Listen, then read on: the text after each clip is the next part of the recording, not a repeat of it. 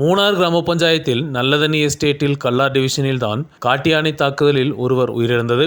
நல்லதண்ணி கல்லார் factory டிவிஷனை சேர்ந்த நடராஜன் என்பவர் தான் உயிரிழந்தது. கடந்த தினம் மதியம் 2 மணிக்கு விறகு சேகரிப்பதற்காக இவர் காட்டிற்குள் சென்றுள்ளார். மாலை 6 மணி ஆகியும் திரும்ப வராததால் உறவினர்களும் பொதுமக்களும் நடத்திய பரிசோதனையில் மாலை இவரது உடல் காட்டிற்குள் இறந்த நிலையில் கண்டுபிடித்தனர். காட்டு யானை தாக்குதலில் இவர் உயிரிழந்திருக்கலாம் என்றும் உறவினர்கள் தெரிவித்தனர். இந்த நிலையில் இவரது உடலை ஆம்புலன்ஸில் ஏற்றுவதற்கு இப்பகுதியில் உள்ள பொதுமக்களும் பஞ்சாயத்து உறுப்பினர்களும் அரசியல் தலைவர்களும் எதிர்ப்புகள் தெரிவித்தனர்.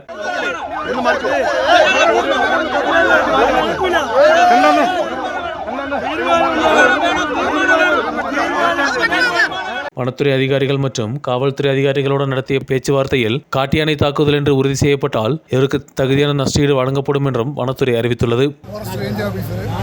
நமக்கு எழுத்து மூலமாக எழுதி